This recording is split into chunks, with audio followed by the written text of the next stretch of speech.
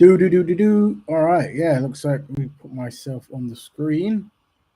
Yeah, there you go, fantastic. Oh, you know what? I haven't actually uploaded the other stuff. Bear with me, family. I shall find what is needed.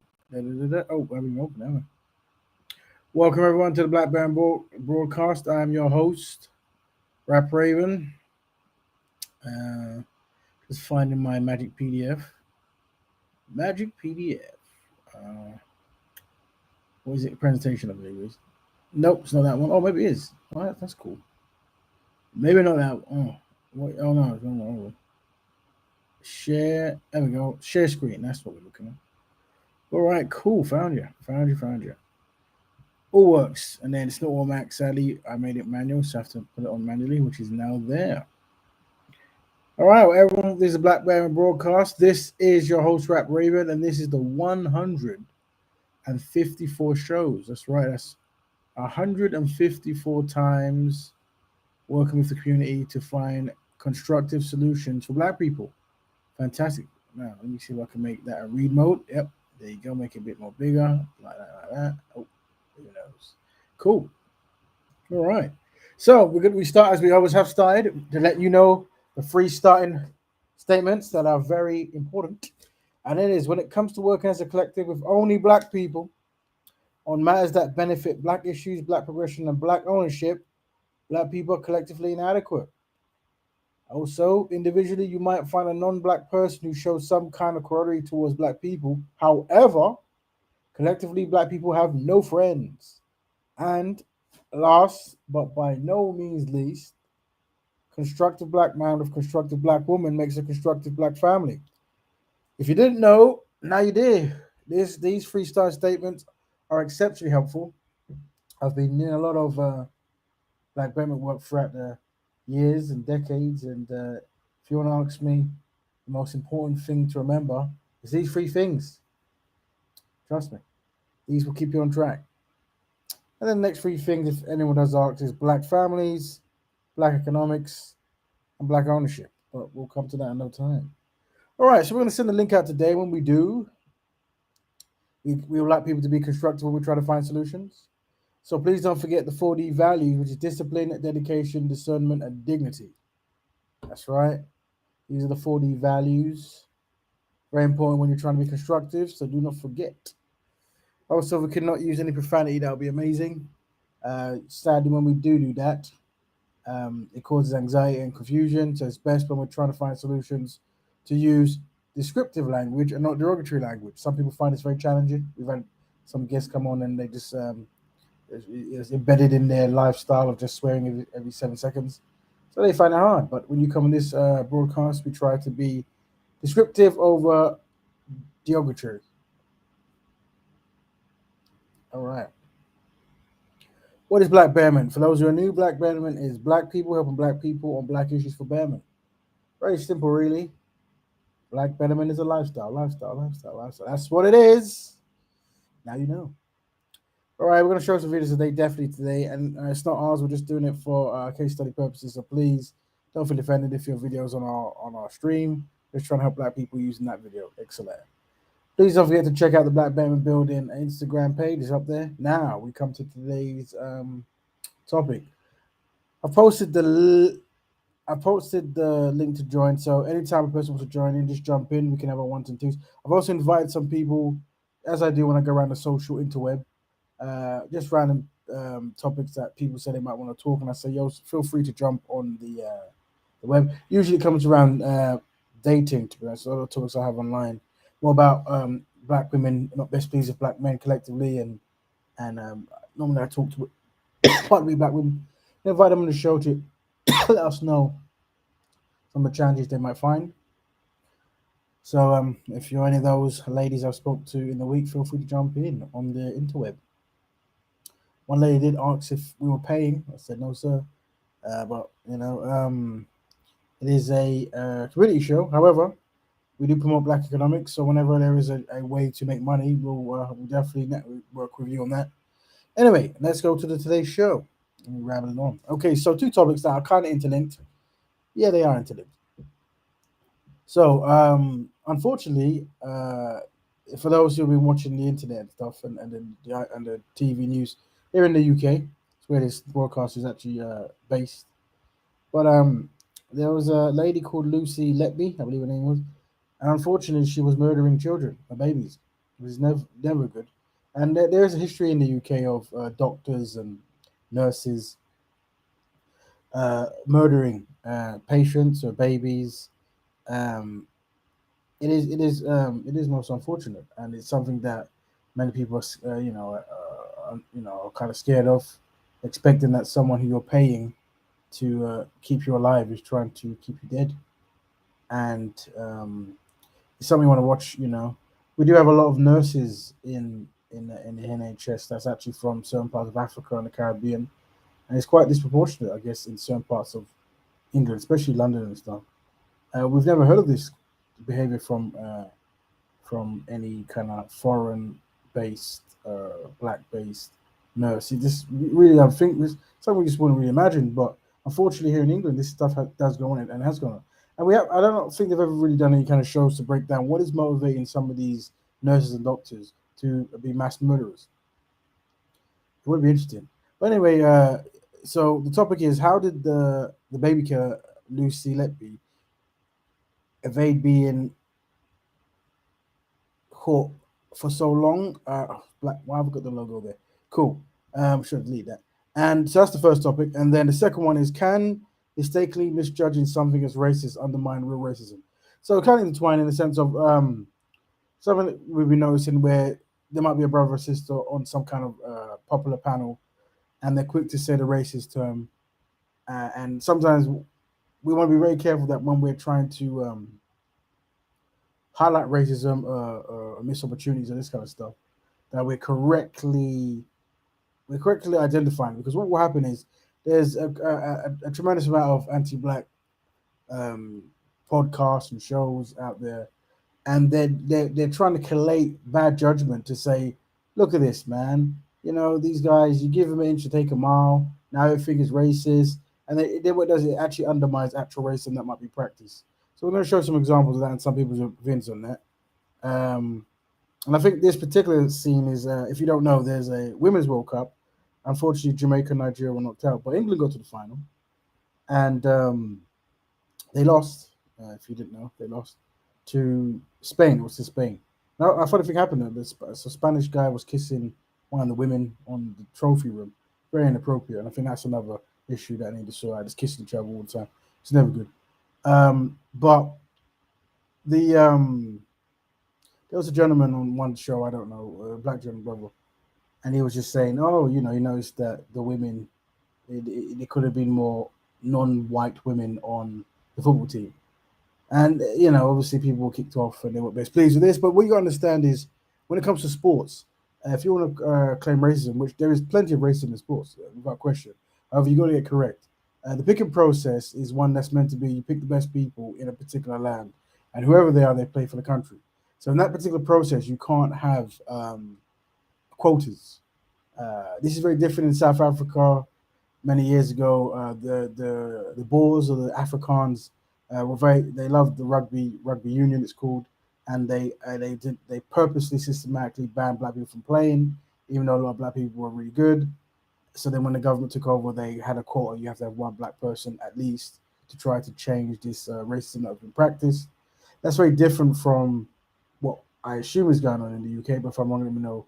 Where they go to the Premier League of women's football and they pick the best UK passport players. So that sports work like that. It doesn't work by just having quotas. So that's something to be remember to think of. But anyway, we'll play some of these videos without me rambling, and then so let's start with the racism chant. It's very short, so just say that, and then we'll go to the baby one. Uh, hold on, where is it? Hold on. Oh, there we go. Yep, almost there. 17 seconds. I think it's this one. So is it that one? Let's see. Oh yeah, it's this one. The only thing Let's open.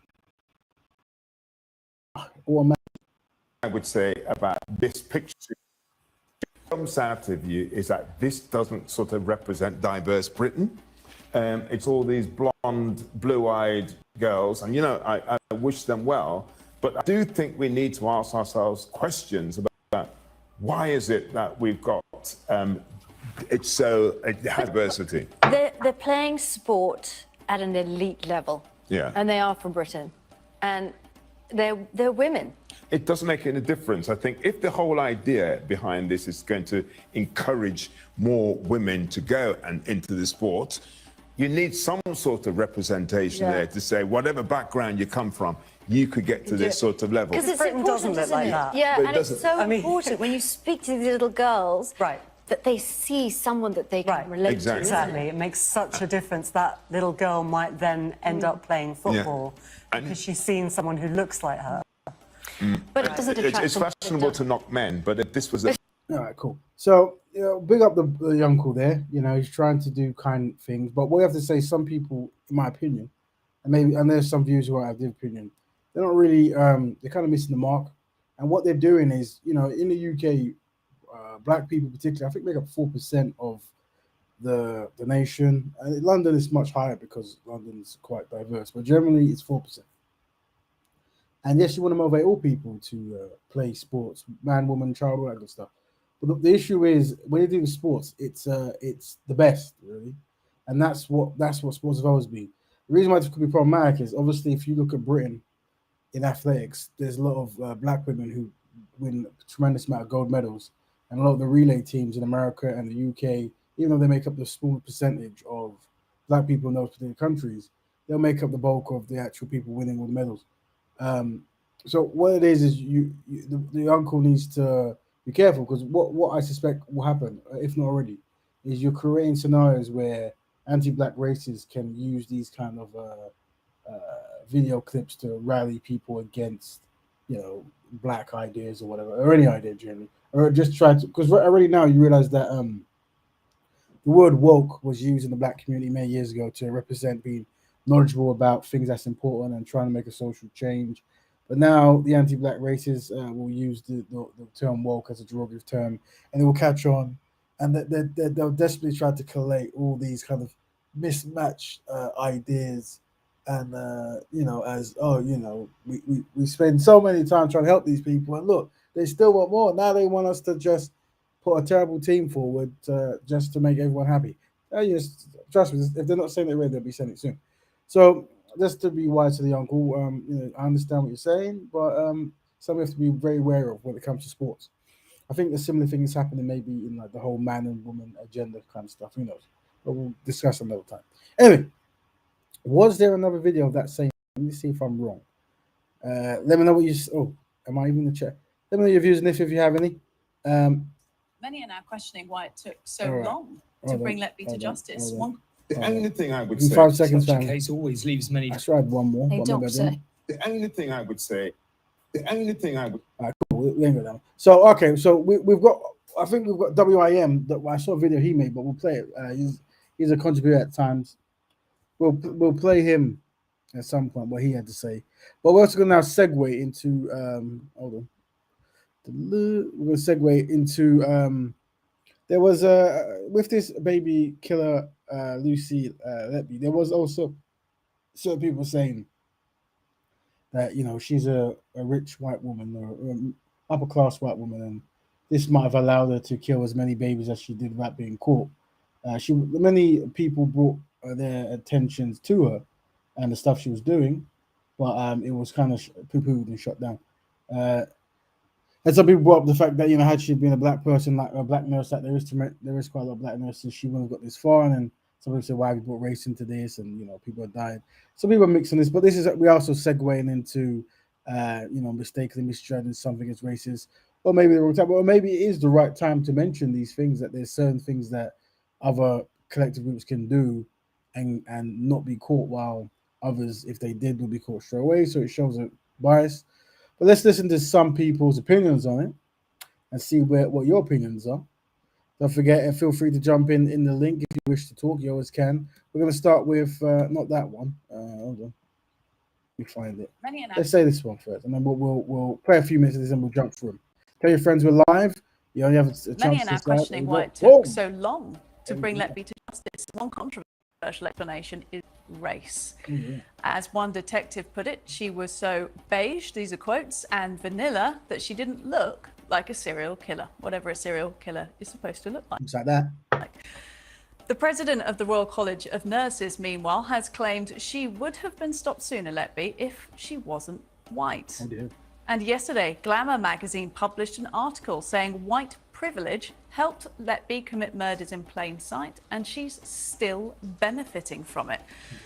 So, is linking race to the failures in the Letby case justified? Can we learn anything from asking this question, or is it just simply divisive?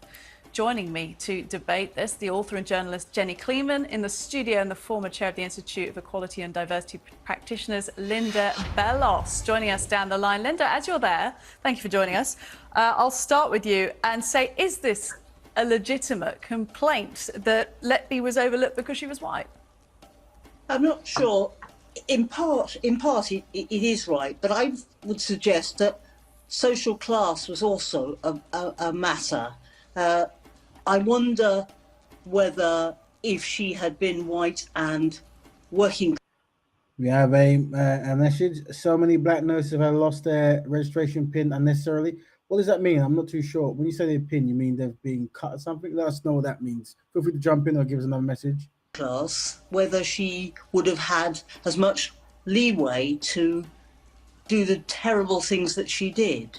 So, social class, ethnicity, all kinds of things in which she was particular and not necessarily reflecting the diversity of nursing.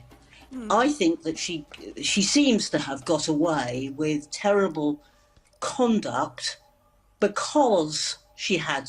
For those who don't know the story, we've got another video that shows more of a timeline of what happened, because obviously I wasn't too knowledgeable about all this terrible things happening, but as I've caught up, they have seen videos of a timeline of how long it's been going for. It's been quite long how they've allowed this individual to murder children. Some privilege, and I don't think it's solely being white. I think more than anything, had she been white and working class, I'm not sure she would have got as much leeway to do. So the auntie here is trying to say that she thinks being white might protect her, but also her social status, according to the auntie here. Do the terrible things that she did. You're echoing there some of the comments, not, I don't think, deliberately, but that we've heard as well from various people, from nursing associations as well. Let's just remind ourselves what Glamour magazine said about this. Wouldn't normally sort of cite this as a serious, reference, nothing against Glamour magazine, but this was a really, really strident article they put out. Nadine Asbali here. Perhaps an immigrant nurse with subpar English and a foreign name could be a fitting figure for those unthinkable murders. We can imagine impoverished murderers, black murderers, Muslim murderers, because that's a narrative told to us by every tabloid paper going. Those people are capable of violence, but not an English rose in nurses' scrubs. Do you think that language, the way she's framed it, is particularly provocative? I don't know about provocative. I mean, it's that's journalism, frankly. I think it's partly right, but I do think that her social class seems to. Those joining, we're looking at the case of Lucy Letby. This is in the UK, a nurse who for many years have been murdering babies, and many people have come forward to try to report her, but sadly nothing was done. And I think they caught her quite recently. And some people have brought up that could she have been protected because she was a white woman, and this auntie here is saying, well, it could be because she's a white woman and is of middle class. Some people, including black people, are saying we shouldn't talk about race. Babies are being murdered. We should, And I don't think any black or non-white babies were murdered. And maybe it's too soon. And also this show is also about, it could mischaracterizing something as racist, be anti-productive or sabotage any real racism. So that's something we're doing, but every opinion matters. We shall be listening to some people's views, and you feel free to jump in and say what you want to say. We're going to play one or two videos. We might cut this one now. Let's play 4 seconds more. Okay. I'm just thinking about the millions, certainly many. Tell your friends you're live. Tell your friends this is the one show where it's about black people and your views matter. And all we're trying to do is try to form solutions.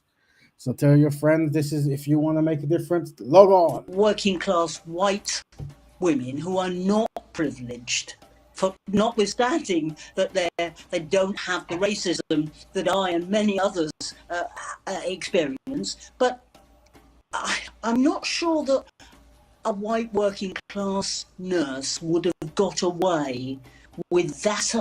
We're not talking about one or two incidents. We're talking about a lot. I want to bring Jenny in the studio. Jenny Cleveland joins us. She's been listening, they're talking, and you've had...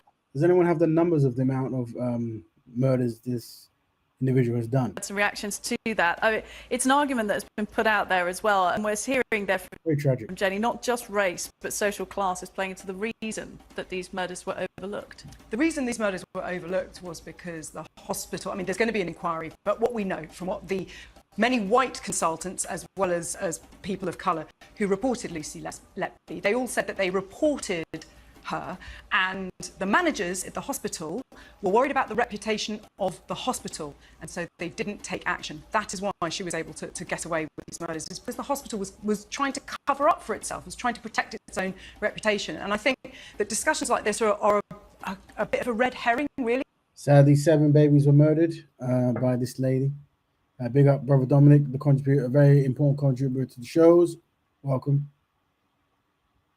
And big up to Chu. And it take the focus away from what we need to do to avoid things like this happening again. I think people are surprised when a woman is a murderer, because generally most murderers are not women. Yep, they can also be non-binary. People are surprised when someone who is in a caring profession, whose job it is to look after babies, is a murderer. It's really shocking. New numbers come in, 13 babies, but they could only prove 6, and 1 attempted a murder. Oh dear. So this, we have a big history of doctors, and this is never good to know, of doctors trying to murder people for long periods of time, and it does build distrust. It is very sad. And then we also deal with doctors who abuse patients and stuff. It's never good to know. Shocking. But the idea that she was allowed to get away with this because of race is a red herring, when we know she was allowed to get away with it because the hospital failed to take the necessary action to protect those babies. This argument being, and I don't say that I necessarily back it though, that the hospital ignored and didn't take action because, as we're hearing from Jenny, the argument is social class and or race, depending which article you're reading. Well, we'll need to see what the inquiry says of why the hospital didn't take action. But if it was to do with race, you have to remember that it was a lot of white people and also black and brown people who reported her. So it's... Well, tremendous amount of black and brown people reported her. I think we've got a video of an Asian brother who, he wasn't best pleased, and he's for quite some time been trying to ring the alarm. Seems to be people from all sides were drawing attention to the fact that she was on duty when all these babies were dying. Class may very well be a factor. There's certainly a problem with racism within the NHS. Black nurses are more likely to face fitness to practice hearings than white nurses, and when there is a lot of evidence, they're more likely to be cleared. So we know that there is a kind of benefit of the doubt that. It's funny because when it's interesting because. It's when people talk about the racism in England or the world or all over, there's this acceptance like, yeah, we know racism exists, and then they'll explain it, and then they'll move on. And I think that's really how racism works. It's like, yeah, there's racism, move on. And I think the most important thing black people have to get from that is, that is another kind of like brushing away of problematic behavior. And there should be no expectation that a non-black person is going to really place your needs correctly in any kind of organization or institution. It usually goes topsy-turvy when they do that. So it shows you that the lifestyle we should be living should be one of self-repair, really. and looking out for each other. And yeah, I think that's the way non-black people mention. Yeah, of course, there's racism in, and then they'll mention all the institutions in the universe. And when you use the term when you use the term sexism, what comes to mind is men mistreating women. And when you use the term racism, what comes to mind is white people mistreating black people. This is just the historical of how things are tried. So you just, yeah, let these things be the education of why you have to be synchronized with black people and practice black betterment. That's right. And when we practice black betterment, what's the three fundamental things we always push? Black families, black ownership, and black economics. Do those three things correctly, and you will see progress. That's why those are the first three things that's under attack. Science. There you go. Just gave you some super science there. Anyways, Karen, listening to this terrible tale. That white nurses and white nurses who are of a different social class will get. But when it comes to murder, this is a different thing. This isn't about good nurses and bad nurses. This is about murderers being allowed to get away with it. And I think we know that in this case, she was allowed to get away with it because the hospital was worried about calling in the police and potentially damaging their reputation if they did. Let's go back to Linda listening in there, because this idea of having the conversation at all, There's a link in there, fam. If people should jump in and have your opinion on this, Lucy Letby tell. Some people say, obviously, we wish condolences to all the children murdered. But we are saying, is this something, does this shock you at all, this kind of behavior? Also, is it something that maybe non-black people could have got away with? Not that you would ever want to be a murderer and get away with anything. Is this reaching, or is this a scenario where we should not be talking about race when murders have been done of this capacity? Let us know. We will play a video of brother WIM. He's got his opinion on it. I listened to his show not too long ago. That rhymed. And we'll play his opinion. If he's here live, he should jump in, but he might not be. But good to hear what he says. But carry on a few more seconds, and then what will I do next? Oh, yeah. Listening to Jenny there saying, where does it take us? Your message here. The reason why, let's put on the screen, see if I can read it better. Where are we? The reason why they don't use racism as an issue is because it is a problem they propagate and it doesn't necessarily affect them.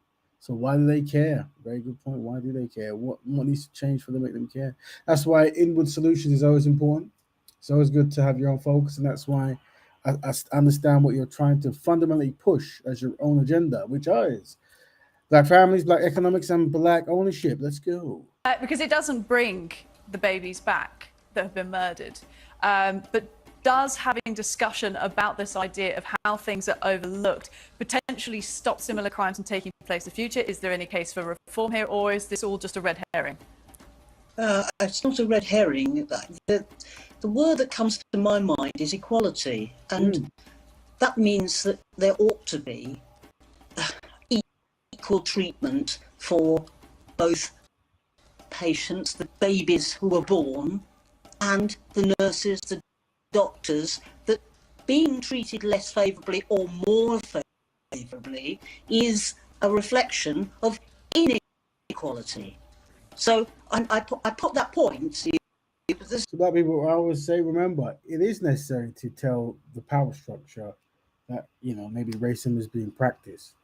But I never feel that should be your primal goal. And I think when I talk to so many black brothers and sisters, their whole thing is, I think I was talking to a good friend the other day, and he was talking about, what was he talking about? He was talking about, complaining about racism and saying that the change has to come from the top. And I said, no, sir, the change has to come from the bottom. But this lifestyle or understanding that you're going to make change by complaining alone, I think this needs to be reviewed. I do think that the best change you can do is how you synchronize with your own group. And usually that causes a lot of challenges when I talk to friends, because many friends are so integrated in non-black concepts and ideas and institutions and families that just to take some time to look at black people gives them a headache or a heartache or just explode or whatever. But once again, we do start by saying, unfortunately, we are collectively inadequate. But it's something we should think about, that rather than just complaining to the people who benefit from our subservience, we should maybe try to do for self. Let me know if that idea sounds completely crazy, wackety wook. Let me know. Let's see. Let's carry on listening. 2 more minutes of this, then we're going to jump. There are things about the treatment of people in hospital, where social class does become a factor about who gets what. And in this case, that's not the same thing. I mean, what has happened is less favourable treatment for babies being murdered, being It's killed. one way of putting it, yeah. And somebody got away with it. Up to, I mean, these children will not come and are still alive. It's terrible. I continue to be shocked. I'm 72 years old. I've lived. My sister looks well in her 50s. So well done. All of my life virtually in Britain. I am shocked that this has happened, but I don't know to what extent any politics has played a role. I don't know, but I am so shocked and disgusted that this has happened. That it's not just blaming people. A person Linda, did this. we are all shocked. We're all disgusted by this case. Look, thank you for joining us. All right, that's one Again, our video. questioning Stop playing. So what we got? Let me just check my other stock. We're going to listen to now. If you want to jump in, family, you can click a link. Anything, feel free to say. We're looking at the videos today of. Let me get the two topics for you. Let's click on that again. I should remember off head, but I don't. How did the baby killer Lucy Letby evade being caught for so long? And then, can mistakenly misjudging something as racist undermine real racism? So intertwined topics there. We're looking at, obviously, murderers getting away with murder for so long, and people could race have an issue with it, and then some people, is that appropriate or not? So that's where we're at, and then we're going to look for the other videos. Now, let me see what I've got. These ones will be a bit more exploitant. That's not what... What's the word? Exploratory? I don't know the word there. That's shame on me for not knowing, but I know you know, so you can write in the exploratory. Yeah, I've gone blank. We're gonna do anyway. Let's see if I can find not that one. Hold on. Many Not in our that one. questioning. Hold on. Such a case always leaves many troubling. Hold on. A doctor who helped Cat. All right, let's look at this one first and see if this one's helpful. This should break down what actually happened, what we didn't miss, and see more. Such a case always leaves many troubling questions. Most potently, of course, why? Why would any human being do this? And that's a good question. Why would a person murder babies? That is a question we may never get an answer to. There are other... Never seen in England, a lot of the murderers happen. I've never really seen a response for a lot of the doctor murderers who kill people or why they do it. That would be a very interesting documentary. The more immediate ones that we must try to grapple with. Chiefly, how do we build in further safeguards to the system?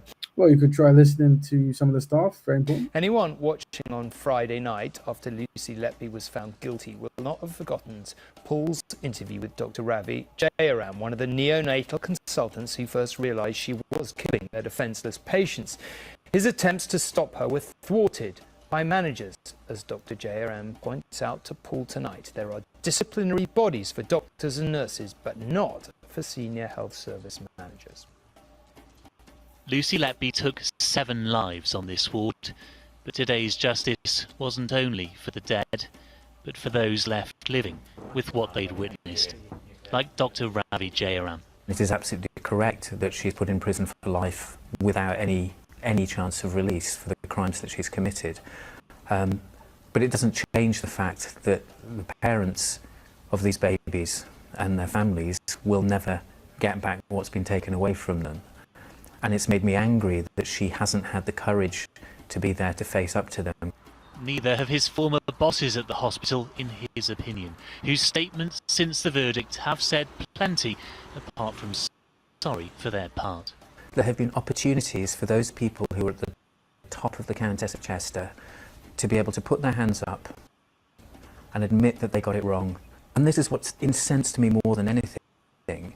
They are still trying to find reasons why what they did was the right thing. So this Asian brother, he rumbled what was going on very early, but they kind of poo-pooed him and they and told him to relax and nothing's going on. And obviously he's not best pleased, but essentially he was one of the first to rumble. There's a few others, but I think he was the one who realized it didn't add up that so many babies were dying very quickly under the same supervision of one particular nurse. You know, for example, one of them said, "Oh well, we weren't loud enough in expressing our concerns." So one of them said you wasn't loud enough, and I do wonder, when you say I think someone is murdering babies, is there a particular way to deliver that to make it a bit more stronger? Maybe this is something we have to research. How much louder could we be? We were loud enough for you to try and vilify us and smear us and drive some of us to the point of applying for jobs in other hospitals. When the first 3 babies died in June 2015, within a month, doctors had raised concerns and noted Lucy Letby's presence. Will be interesting to see some of these doctors who raise concerns, because he's obviously Asian, brother. But all the people who were poo-pooed him were obviously European, and obviously the murder was European, and people are trying to bring up nurses and doctors not being taken serious, not being given the chance and stuff, and this might be towards that case. Once again, people don't think it's best pleased to bring up how race plays a part in this particular case, but something that is necessary. Let us know your thoughts. We also have the link if you wish to jump in. We shall play a video of someone else's thoughts towards it. But let us know. We are doing a case study of this at the moment. They spent 18 months pleading with managers to investigate her, but claimed they were told to draw a line under it. And by the time police were finally called, 4 more babies had been murdered, multiple others had been attacked. Only the director of nursing, Alison Kelly, has faced consequences. Today she was suspended from her new job in another trust. So this is going to break down the people who were aware and didn't care. So let's see. The medical director back then, Ian Harvey, who told doctors there was no smoking gun, was able to retire to France. The head of nursing, Karen Rees, also retired. She says doctors didn't give her enough information to remove Lucy Letby from the ward. And the chief executive at the time, Tony Chambers, has since worked elsewhere in the NHS. Well, I've got 2 pledges to make. This was Mr. Chambers a year before Letby's murders. I pledge to support a culture where the frontline staff are supported in raising concerns. Dr. Jayaram wants change to hold NHS bosses to their word. If there is a dodgy doctor or a dodgy nurse, there is a means for them to be found out and sanctioned.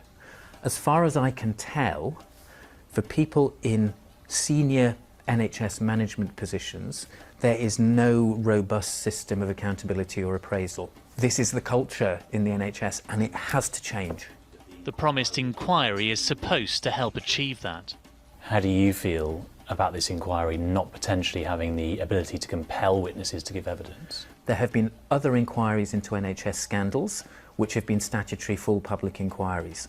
Why on earth would this be announced as a non-statutory inquiry? Well, the Prime Minister argues it'll be much quicker. Is the priority speed?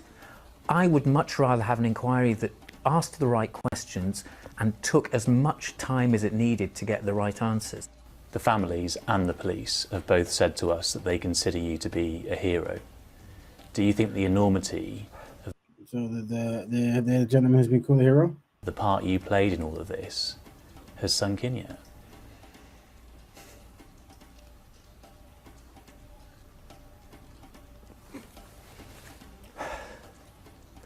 I'm not hero, Paul.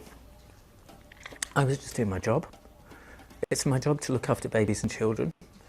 If any meaningful change about how the NHS reacts and responds to serious and even relatively minor patient safety concerns changes as a consequence of all of this, then I might possibly consider that I've done something heroic. Right now, I just think that I've done what I should have done. And Paul is here to talk about that. Cool. Let us know your thoughts. Feel free to jump in. We're reviewing the how did the baby killer Lucy Letby evade being caught for so long? And we're seeing, some people say race playing a part in that. Some people say you shouldn't talk about race in these scenarios. Let us know your opinions if you have any. And also, can mistakenly misjudging something as racist undermine real racism? Well, we have a brother. He sometimes jumps on here. I was checking his show not too long ago, and what is it? We'll see what he has to say. Unless anyone wants to jump and say stuff, let's check this. So this is the opinions of another brother. We're going to listen to his show. His name's WIM. That's right. His show's called that. But his opinion on this, he has it slightly different. But let's have a sneak peek on the critique of what he's saying. And if you've got anything you want to say, feel free to jump in, push a text, jump into the link itself. We'll share it, we'll air it because we care for it. All right, let's play this stuff. Where's it gone? There we go. It takes so long. The only thing I would say about this picture here, what jumps out of you is that this doesn't sort of represent diverse Britain. It's all these blonde, blue-eyed girls, and I wish them well, but I do. So this brother's looking at all the stuff we're talking about today, and he's trying to paint a picture of when people shouldn't use racism as a trope in the mainstream. But let's listen. I do think we need to ask ourselves questions about why is it that we've got it has a lack of diversity. Lucy Letby is not an anomaly. She is the standard. Even if you're working in an environment where, we're not saying that every white woman is going around killing people, but the same system and construct that protected her, even when people were raising the alarm that, this woman is dangerous, the same construct that protects her is the same construct that protects white women in the workplace when a grievance is raised against them because they're doing something wildly racist, very, very, very, very underhanded, and they cry, and HR will say the person that raised the grievance who's not white, that they are the person at fault. And Britain's race-based in chief, Dr. Scholler, has been incessant. Lucy Letby exemplifies how ideology of whiteness keeps Britain in a chokehold. They believed her tears, denials, even though evidence said otherwise, for no other reason than she's white. A black or brown nurse would have been reported to the police immediately and sacked for suspicion. Serious question. But what realistic chance does our youth have when this is our representation? You have elders in the community who have every opportunity to make a fool out of themselves, whether it be on TV or social media. And the first clip is that of an older gentleman who, when discussing the England ladies football team on the eve of the World Cup final, probably their biggest game of their career thus far, spoiler alert, they did lose, proceeds to say one of the most dumbest things on national TV regarding not tactics, not team selection, not where they could go right or go wrong against Spain, the opposition, but regarding the complexion of the team. When their sole focus should have been on just cheering their achievements and wishing them well. That's all he needed to say. I wish them all the best. That's all he needed to say, but nope, he decided to say something which confirmed what a lot of people already knew. Now I'll try and be respectful, but what I would like to know is who decided to bring this relic out of retirement to embarrass himself, talking about things he clearly does not know the first thing about. I'm almost convinced at this point that they are paid actors to go on TV just to say stupid stuff to generate divisive conversations in which it had absolutely not a factor in. There was nothing to do with diversity. It needed there needed to be no conversation about that whatsoever. But here you have it. And then the second clip, which for me is one of the worst takes surrounding a tragic, absolutely tragic incident that involved the killing of babies. Now, I mean, I'm not sure I talk about the first incident with the old gentleman being bad. That take, this one, there's no comparison. This one's hands down. And what kills me the most, what annoys me the most, is they both share similar traits, which our people are doing in spades at the moment. So this is a gentleman who comes on here sometimes called WIM, a very intelligent brother. He sometimes drops in once every full moon sometimes. But I follow him as I follow all people who frequently come on the show at some point. And these are his opinions. It's not necessarily the opinions of obviously Betterment Broadcast or myself, but we're listening to people's views on, because today's topic is, can misusing the racism undermine real racism. That's the idea. This is his opinion on it, and he's doing his case study. And we're just going to listen to the end, and then we also we were joined by Brother Dominic, but I think he's gone off. Well, hopefully you can come back as well, Brother Dominic, when your machine works. Anyone else wants to join in, feel free to click. Let's carry on listening to this brother, then we'll talk to the crowd. When it comes to any half tragic situation or any situation these days, why do you feel the need to insert yourself into a situation where it doesn't even call for it? Just take a seat for one day, please. Not everything that you think needs to be said out loud. Not everything that you think has to be said out loud, especially online, for the whole world to see and for them to never forget. Because these kind of clips and these kind of things, they won't be forgotten anytime soon. So when you're going to come and complain about, this and that and the other, listen, you only have yourself to blame because you committed this not only out loud, which is one thing. You can say in your privacy of your own home where no one's even going to know any the wiser, but you then committed it online for the whole world to see. And this is the most scariest thing. We're not talking about young kids who grew up exclusively on social media. People talk about, Twitter fingers and just how people just diarrhea when it comes to posting. No. These aren't kids who grew up exclusively on that.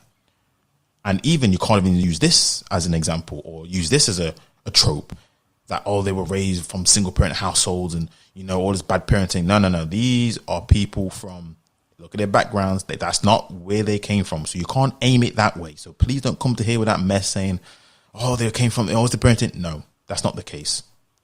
So if that's the case, what chance does our youth have when this is the type of representation that they're seeing?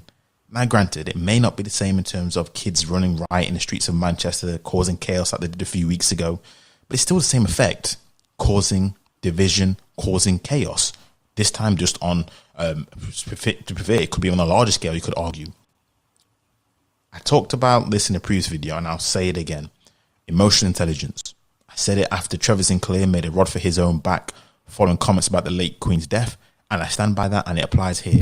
Not everything that you think has to be committed and said out loud has to be tweeted. Listen, sometimes keep your thoughts to yourself. Take a seat for one day, please. Because here we have one of the most heinous crimes committed in my lifetime, at least, in which a nurse who was responsible for killing babies who, I believe, all if not majority of them were white. They were white, by the way. Talking about white supremacy, all these were white. Do white supremacy make them kill other white babies? I don't know. Apparently it does. Very interesting perspective, says Kush. Yes, we do listen to diverse ideas here to see what people perceive in the community. So we're just going to listen to this, then we're going to welcome Brother Dominic afterwards, these last 2 seconds. But you have parents, everyone's in mourning, trying to come to terms with what took place. And then here you have these 2 individuals who are meant to be, or seen as, kind of, at least on the social media streets, leaders, activists. People always bring them on to talk about this, coming out with this mess. And the funniest thing about it, I think Kwasi Kwarteng called Kelechi a jackass. And apparently people go, how can the MP call her a jackass? I agree with him. I agree. The thing is, if you're going to commit yourself to say something like that, then unfortunately, even though people say, he's doing the bidding for white people, it's like, you guys are idiots. And this is the problem. These are meant to be grown folks who have the emotional intelligence of a child, who have the intelligence of a snail. It's just ridiculous. What is this guy even saying? I think what he's trying to, he's probably taking it to heart, the brother. All power to him. I think what he's saying is, and obviously we are in the community, there is disagreements in when people should come forward with their perspective of racism. I think what he's saying is, because of the nature of the crime and no black people were affected, they don't need to make an analysis of had this woman had been of, say, African or Caribbean descent, would she have been able to murder as many children, highlighting that race and also they're now saying class might play a part in protecting murderers in the NHS from being identified much sooner. This is what the sisters and them and brothers are trying to push forward, but this brother saying this is too soon to talk about that, and it correlates with when the first video where he saw the old gentleman talking about the UK, the British, the England women's football team should have more non-blonde people in there to encourage young non-blonde children in England. And he said that this is not appropriate. It brings up the wrong message, and it's not how sports work. So this was his perspective. Let's see what other people say in the thing. I think he's giving more energy to the sisters having an opinion that the nurse killing babies. For what I'm gathering, I'm kind of lost too. Well, it would be good if the brother. The brother is always welcome to jump in, and we're not attacking the brother. We know he's a well thoughtful, intelligent brother. If he's live, feel free to jump in, brother. If your friends are listening, you can jump in before the show ends. We tend to go for 2 hours. We're also joined by a contributor to the actual Betterment Broadcast. Welcome, brother Dominic. How's it going?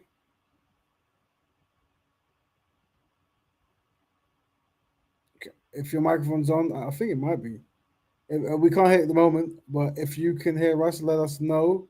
I don't know how you would do that, maybe in a private chat. But we'll end this video here. Let me just go to how to get the other one back on. That's not that. Right. So we're joined by Brother Dominic. While he tries to find his microphone, we can talk, but feel free for others to give your opinions or jump in.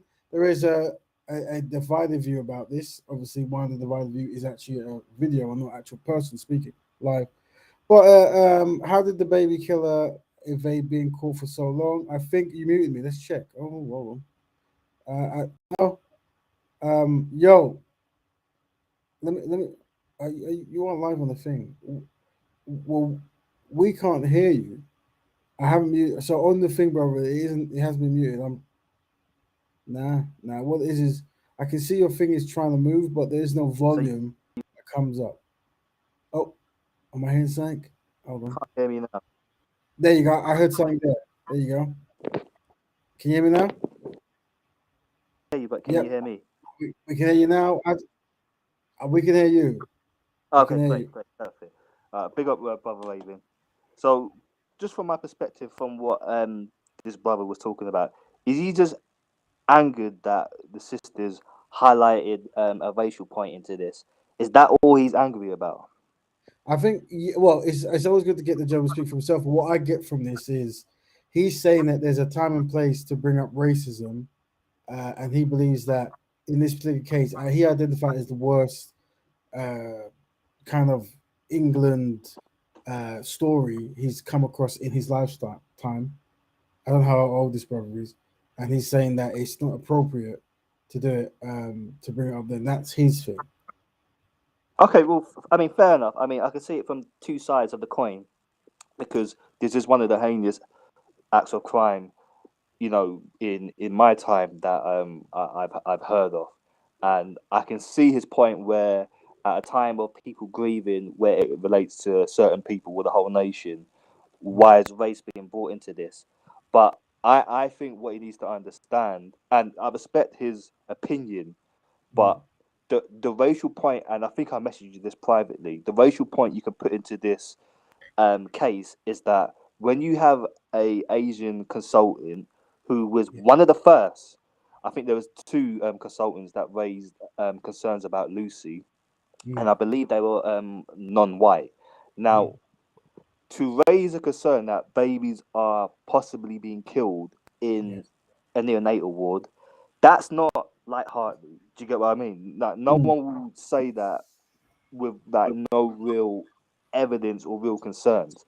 So for the executives to really look by this, it shows that if she was a black woman, I'm sure they would have looked into this. If she was non-white, they would have looked into this. If it was a white consultant, or both of them were white, I'm sure the executives would have looked into this, because it gives the impression how, you know, white subconsciously plays a part into this case, because there's no way you can say that if you call concerns of babies being killed in a hospital, how can you not take that as a real concern as an executive of the hospital? How can you let that go by? And I speak passionately about this, because I can relate to this. You know, I haven't been through this completely in the same situation, but I've been through it in a degree where I get what he's saying, but I think he needs to look at it from why we're saying this as well. No, I hear that. I do hear that. And anyone there who has an opinion of a different nature, let us know. We are looking at how did the baby killer Lucy Letby evade being caught for so long, but also can mistakenly misjudging something as racist undermine real racism? And then we listened to our brother WIM, who was doing his case study on the gentleman who was reviewing the UK football match, Women's World Cup, and saying there needs to be more non-white people in the team, and also the concerns of people as it pertains to how comes Lucy Letby was able to murder people so fast. Now, I'm thinking there was a video I was playing that she gave a timeline. Let me see if I get the other, because it's important to get the timeline of what's actually happened. Let's read some of the messages as before we do that. I think the fact her name is Lucy is fitting. Shout out to Kendrick fans. Okay, I'm sure what that is, but I'm sure you guys do know. I'm not that trendy. New things. Yes, there was one. I just want to see if we get a timeline. The only thing I would say. Many in our question. Such a case always. A doctor who helped catch Lucy Letby. There we go. So this is more of oh, here we go. Let's pull that in. Where's it gone? Oh, is it gone? There it is. Yeah. A doctor who helped catch Lucy Letby and bring her to justice has told iNews that hospital bosses took 2 years to alert the police, despite consultants repeatedly raising concerns. Speaking exclusively to our UK... Paint the picture. That means the consultants, we know it's Asian brother, and he raised concerns about murder going on in the hospital. Some people saying that the other people who were with him were also of non-white background. Editor Paul Brand, Dr. Ravi Jayaram said managers forced him to apologise to the nurse after he told them he suspected she was killing babies. When babies started dying on Lucy Letby's ward, her colleagues never expected to catch a killer. But having saved countless lives in his career, Dr. Ravi Jayaram potentially spared many more by stopping her. What was it like when babies started dying and you couldn't understand why? I've been a paediatrician since 1992, and I had never in my career seen anything like this. And actually, initially, there was a feeling of thank goodness Lucy was on, because she's really good in a crisis, she's really good at managing these things. But as time progressed, the thought started bringing into our heads, could she be doing something deliberately? So the thought starts sinking in that there could be a killer on the unit. I mean, that's a big moment. It's a big moment, and it's a chilling moment. I don't think anybody has a rule book for how you deal with a situation where you're suspecting that somebody's causing deliberate harm to babies on your neonatal unit.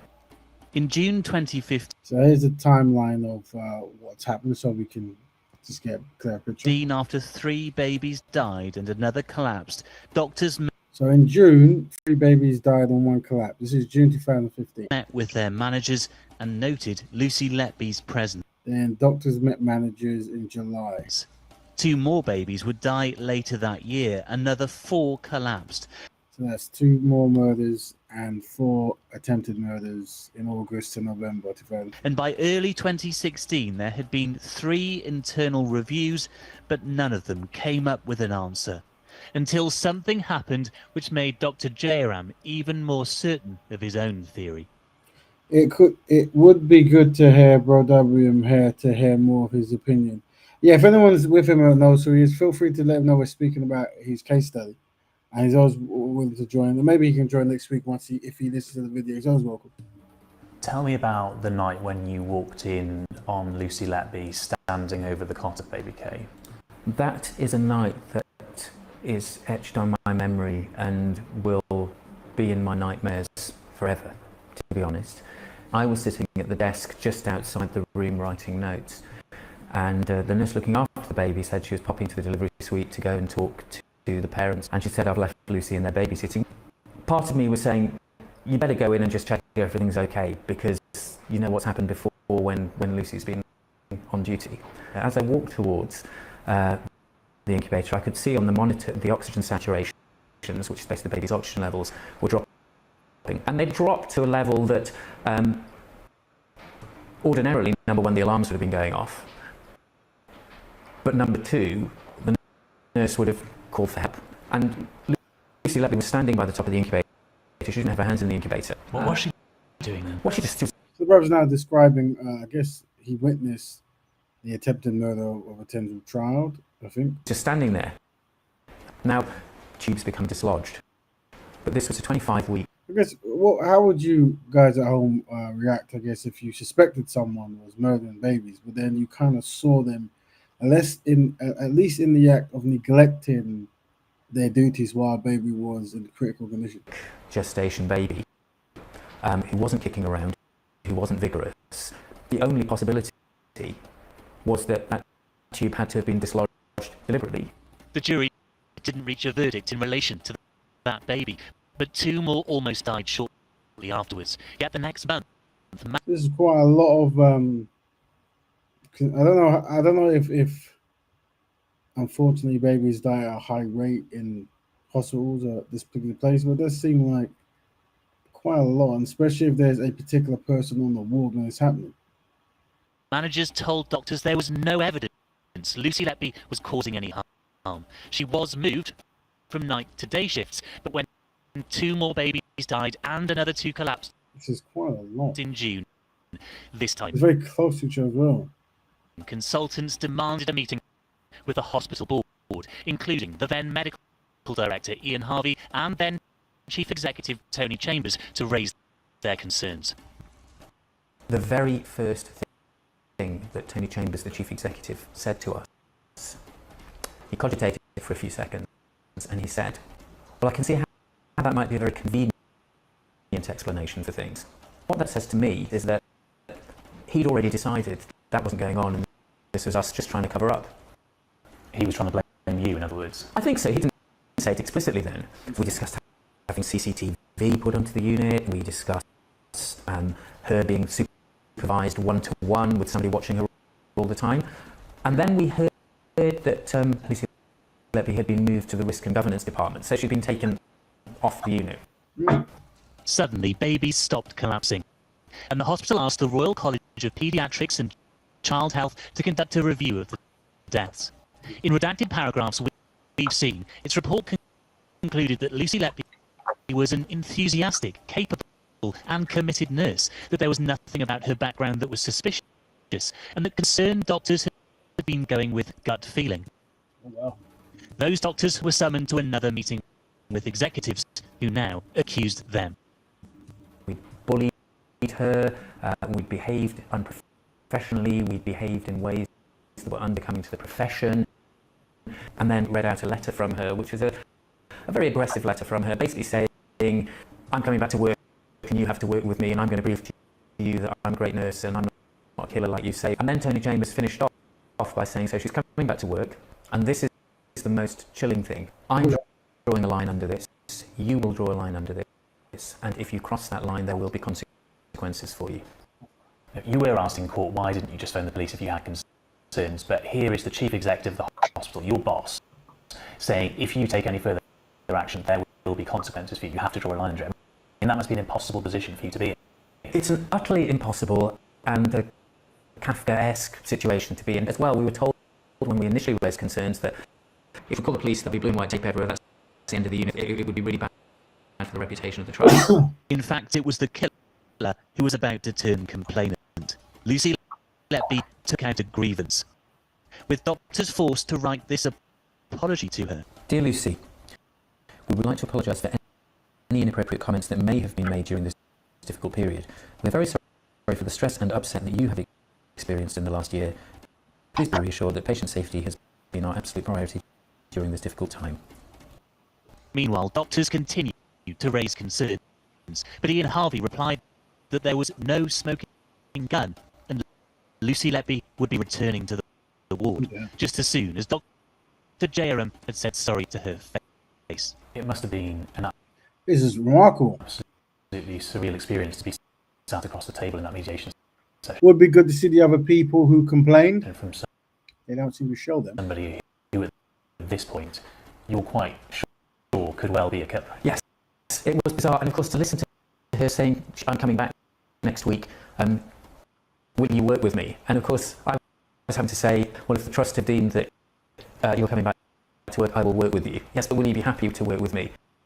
I will work with you if you're on shift. Because no, I wasn't happy. She was just 6 days away from returning to the ward. It's very peculiar. Like these gentlemen generally believe that this woman is a murderer. I can't imagine. Can you imagine yourselves in that scenario where you're convinced that there's a lady who's murdering babies, and that rhymes, and you have to work with them, and is that's almost like a film script. Let's read some of the comments. The executives need to have a case on them as well. Very true. That's from Brother Dominic. Obviously, the top up people have I don't know if it's favoritism of what was going on, but quite a lot of collapsed babies and deceased babies. So I think that should be reviewed. From Kushi says, just in case of a white on white crime, to me, it wasn't a surprise hearing it's still not. Though our history, there women have done horrible acts and crimes. Yes, there is a. If you look at some of the historical acts of, medical apartheid and this kind of stuff, it is very tragic, and that's why many black people don't necessarily trust so many doctors. Let's carry on listening. Feel free, family, to jump in. Before management finally allowed doctors to meet with the police after yet another review failed to explain all of the deaths. The very fact that the police, after listening to us for less than 10 minutes, realised that this is something that they had to be involved with, to me speaks volumes. And I could have punched the air. Do you think the lives of some of those babies could have been saved if management had taken action sooner? It's a horrible thing to say, but I do genuinely believe. Well, the answer is yes. If babies were murdered after concerns were raised, and then you had to apologize to the suspected murderer, then the answer is yes. And that's why it's interesting that, and I guess that's what it is. Is it negligence? That's a crime, isn't it? Right? Something like this. There's 5 people mentioned in the last video. They might have to be called up. There are 4 or 5 babies who could be going to school now. We're interested to see the people who actually raised the alarm. We're seeing this brother gentleman here, and I'm sure that the others will be interested to see their backgrounds. Who aren't? Paul, these are extraordinary accusations. What's been the response from the managers at the time? Yeah, it's horrifying enough, Lucrezia, that Lucy Letby has become Britain's worst ever serial child tonight. But what's even more chilling for the parents of the babies that she killed, those that she tried to kill, and many more potentially that she may yet be found to have harmed, is that she could have been stopped sooner. Dr. Jayaram was just one of 7 consultants who were raising these concerns. We've had a response from 2 of the executives I named in my report tonight. They deny the accusations. Ian Harvey, for example, who was the medical director at the time, says, I was determined to keep the baby unit safe and support our staff. I wanted the reviews and investigations carried out. Tony Chambers, who was the chief executive, says the trial and the lengthy police investigation have shown the complex nature of the issues raised. I'll cooperate fully and openly with any post-trial inquiry. It's not looking good for them. An inquiry is what everybody wants, the doctors, the former executives, and the government. So we're going to get it. And I suspect one of the key questions in that inquiry will be, why were doctors, experts in child health, not listened to when their expertise pointed towards the actions of a mass murderer on their very own ward? Oh, wow. That was a very interesting way to end it. Why was expertise not listened to when they point to a mass murder on their ward? Could that be a great conclusion for today's topic? Are we reaching? What is the background of the expertise who came in? Why did they have to apologize to the now convicted murderer, multi-murderer, and potential even more multi-murderer when they do more of a study of the actual facts? Oh dear. Well, family, we are. I don't know. I think Brother Dominic was here, but sadly he left. Maybe his internet's up where he had to go. But we're past the half time thing. We've looked at. Let's go back to the actual case. So we're looking at the Lucy Letby case. Ask some questions. You know, how did she go so far with murdering people? And some people said there was a race element there in the sense of non-black, non-white people, ethnic people were reporting her murderous behavior and then asked to apologize to her for suspecting her of the crime she did do. And they said that perhaps from their evidence, the harshness that many of the nurses who are not of a UK heritage go through, that they would never be they would have been stopped straight away, and this one was somehow protected. And they then demonstrated how by the executives who all seem to try to stop any acquire towards her and even get apology notes written towards this murderous lady. So, and some we have looked at some people, brothers and sisters, who say we shouldn't really talk about race and this kind of stuff. It's a tragic UK history thing, and race shouldn't play a part in it. And some people say no, it seems to be something to play a part. We also looked at the women's football team and an elder gentleman talking about he wants to see more diverse faces, and then we welcome your opinions about that. I've given my personal opinion about sport in general, and that is you always want to go for the best, and it's only when you can identify actual racism that you want to correct it. And then I gave analogies of South Africa in apartheid, where they banned all black players from playing rugby for South Africa. Even though many of the black brothers were exceptionally good, and despite they were actually ruining their chance of winning by not having them, they didn't care because they were practicing white supremacy, and that's what it was. Like, that's how white supremacy works. It doesn't matter if what you can do can contribute. It's about white only and superiority of white. And that's what they practiced in apartheid. And it ended in 94. And I think South Africa had to join the World Cup in rugby that time, and they won it. And I think they only had one black player in that World Cup. But I think Nelson Mandela came out of jail and he was the president, and it was like a movie moment where South Africa won it. And he came out of jail and all that kind of stuff. I'm sure there's a film about it. Probably plenty of films. Not that I've seen any of them, but I'm sure they're good. Let's see. Great question, Dominic. What happened to the executive? Great question, Dominic, from Kushti. Even now, they betrayed her in the media like an angel turned killer.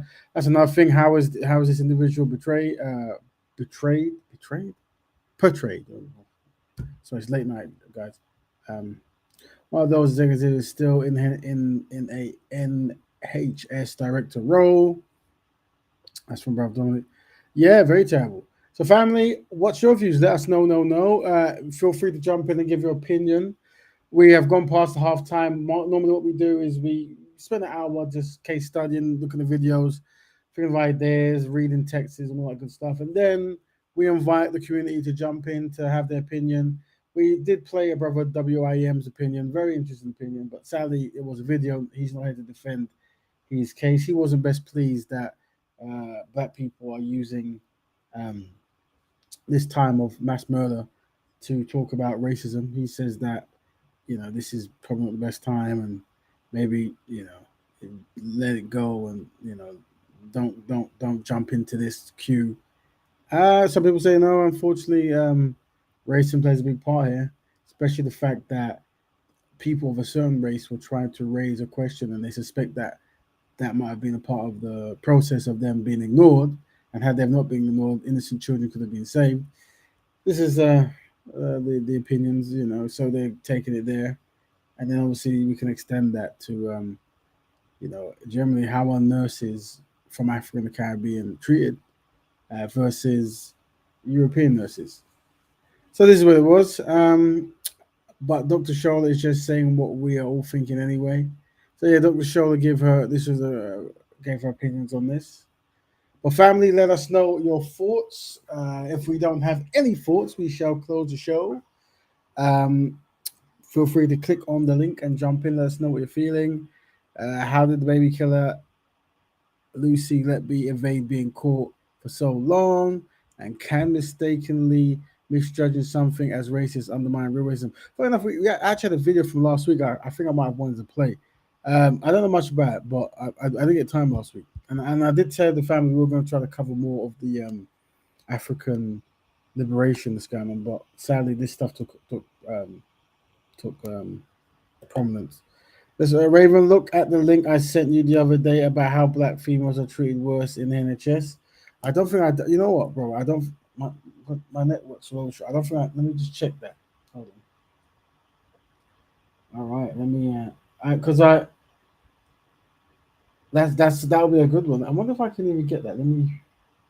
Give me 17 seconds, family. Just. Oh, there. Let's get a hold of the funny videos. All right. NHS. Is this the one? Hold on. It's a horrible thing. Oh, maybe it was one before. Oh. You know, things just take so long.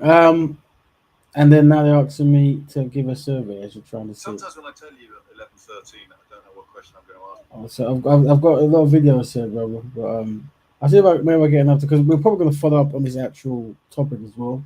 Oh, here we go. Oh yeah, it's an article. So I'm going to read that for you now. So this is an article called NHS to tackle unfair maternity outcomes. Oh yes, this is true. This is the maternity outcomes, and this is interesting. This is Black women are 40% more likely to miscarry than white. Studies suggest maternal death rates are also high among Black and Asian women. Experts say the reason for the complex but urgent need is addressing. BBC News has been highlighting this issue in the reports. All right, why are Black mothers at risk of dying? This correlates with this concept where let me add the brother back in. Brother, welcome back to the panel. Thanks for your contribution. It's very handy, very important. And yes, the sister was looking forward to the African politics. Well, we can go over it with times given, but I haven't got any videos sadly done there. But let me work it download. But brother, if you're live now, you can actually, if there's anything you wish to talk about as it pertains to NHS, let us know. Let me just see if I can find something as well. Your microphone is on. It is Yeah, indeed. Raven, can you hear me? We can hear you now, loud and clear.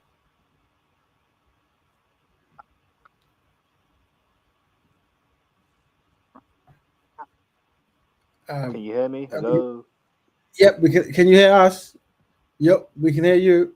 Yeah. So did you get that? It was. I did. The one about the NHS and the Yeah, I can hear you. I can hear you. I can hear you. NHS to tackle the outcomes. Yeah. Yeah, because it highlights, and I've before, but never had the real experience of it, where Black females who are pregnant, in their hospitals about to give birth or have given birth, where they're treated the worst. And there's a study. There's another link that I need to send you that I forgot, but it was basically a study showing how Black females who are pregnant in hospital, who are literally about to give birth, where they have a higher percentage of having a miscarriage or even themselves dying through the care of the NHS. Because there was one case study where a woman was given her experience where she was saying that she was in pain, but all the nurses didn't want to take any notice of her. But she noticed white females in the ward, the same ward as her, were getting more professional treatment than what she was getting. And the studies are showing that Black females are actually at risk for whatever reason, having miscarriages in hospitals, or something going wrong, or even themselves passing. And it was just very interesting to me reading that, because it shows a clear racial element to it. Regardless of what anyone could think, the stats don't lie. And it's something we've covered and want to cover more. And there is definitely truth to that. And I think the way, let me show you something. In this video, I'm just going to find it.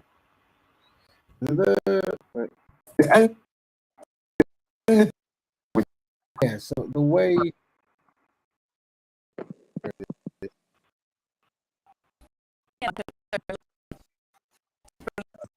this does have discussion about this.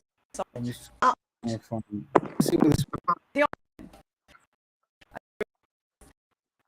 And hospitals were worried about the reputation of the hospital and didn't take action. That is why she was able to get away. It's because the hospital was trying to cover up for itself, protect its own reputation. And I think that discussions like this are a bit of a red herring, really, and let's see what she's now coming up. Take the focus away from what we need to do to avoid things like this happening again.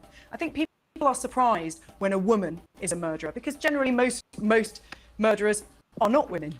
You know, people are surprised when someone who is in a caring profession, whose job it is to look after babies, is a murderer. It's really shocking. But the idea that she was allowed to get away with this because of race is a red herring, when we know she was allowed to get away with it because the hospital failed to take the necessary action to protect those babies. This argument being, I don't say that I necessarily back it, though, that the hospital ignored and didn't take action because, as we're hearing from Jenny, the argument, sorry, Linda rather, the argument is social class and or race, depending which article you're reading. Well, I mean, we'll need to see what the inquiry says of why the hospital didn't take action. But if it was to do with race, you have to remember that it was a lot of white people and also black and brown people who reported her. So it seems to be people sides were drawing attention to the fact that she was on duty when all these babies were dying. Caste may very well be a factor. There's certainly a problem with racism within the NHS.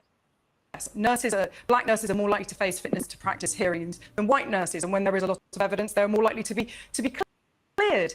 So we know that there is a kind of benefit of the doubt that white. Right, so she just mentioned it there. Let me go back one more second. To face fitness to practice hearings than white nurses were drawing attention to the fact that she was on duty when all these babies were So listen, so it's the casual calmness of expressing how racism is practiced. Were dying. Caste may very well be a factor. There's certainly a problem with racism within the NHS. Black nurses are more likely to face fitness to practice hearings than white nurses, and when there is a lot of evidence, they're more likely to be cleared. So we know that there's a kind of benefit of the doubt that white nurses who are of a different social class will get. But when it comes to murder, right. So yeah, so we know that all around, if there's racism that's going to be pushed upon the nurses, one would suspect that there could be racism that's pushed upon the patients. What I've done at the moment, let's see if it's done. Is it here? So what we're going to do, we did say last week we were going to cover some of the war, the coups that's going on in Africa. So, brother Dominic, is there anything you want to conclude or continue on this? Let me know. If not, we're going to just play a random video I downloaded. That's the latest I can see. So we'll be learning as we're going. But we did say we're going to cover the coup. So let's see if we can do that as well. So anything you want to say, brother, you feel free to say now while I find this video. No, that's all points that I wanted to highlight. Well, bro, I mean, thank you for your contribution. You're definitely a team player, definitely MVP, and it's good you're bringing up the black woman's needs when it comes to NHS, because it's definitely one of the primary problems, at least from a UK standpoint. Oh, thank you, brother. You're welcome. Yes. I'm trying to find. See this down. You know what? So give me 17 seconds, fam. I'm just gonna.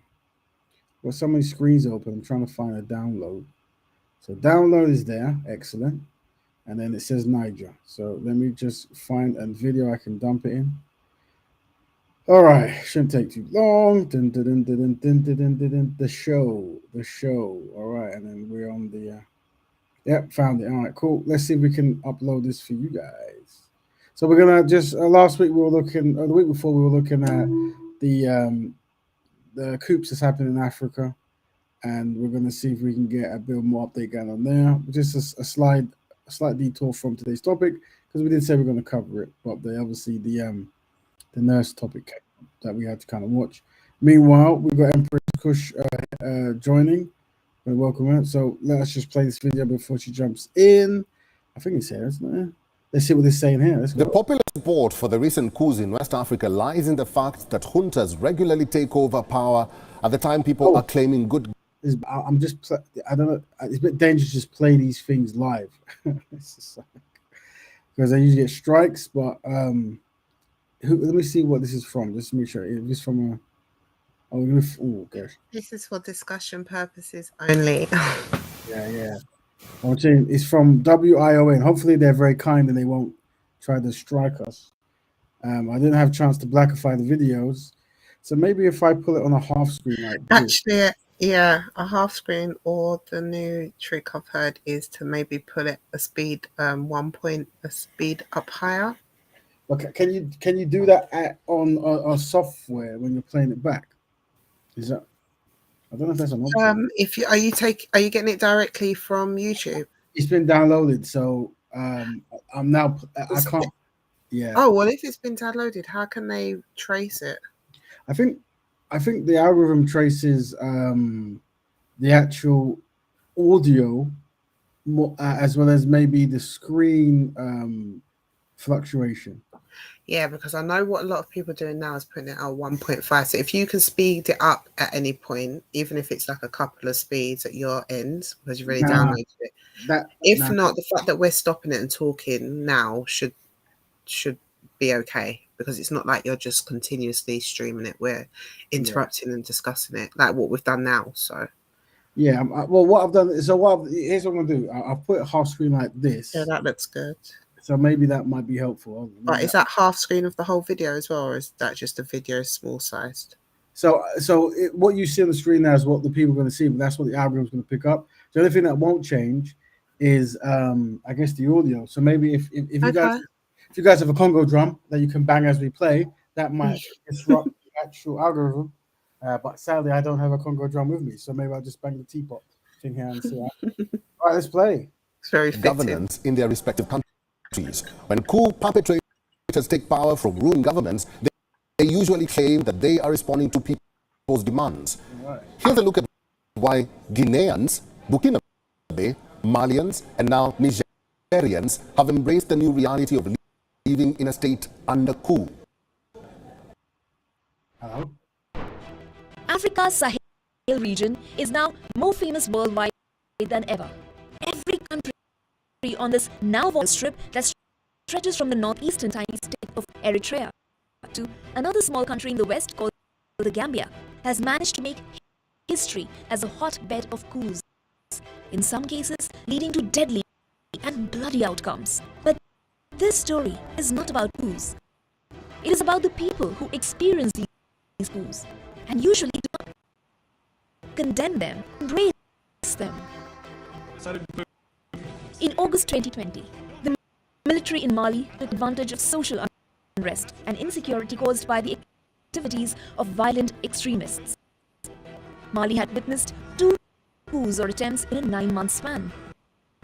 In 2021, 3 other countries followed suit.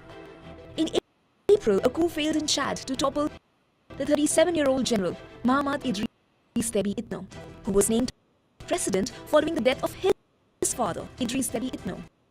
In March 2021, there was a coup attempt in Niger, just 2 days before new President Mohamed Bazoum took office. More recently, a coup was launched in Niger, deposing President Mohamed Bazoum. 2 days later, General Abdul Rahman Chiani declared himself the leader of Niger. Altogether, that's more than 100 million people being ruled by the military after power was seized violently. All are in the Sahel. This has alerted governments in the region. But there are 2 intertwined characteristics that differentiate Africa from the rest of the world. One is the public support of many citizens when there is a coup. The other is the society's rising support for military rule as a form of government. Popular support for military rule has grown in the last 20 years.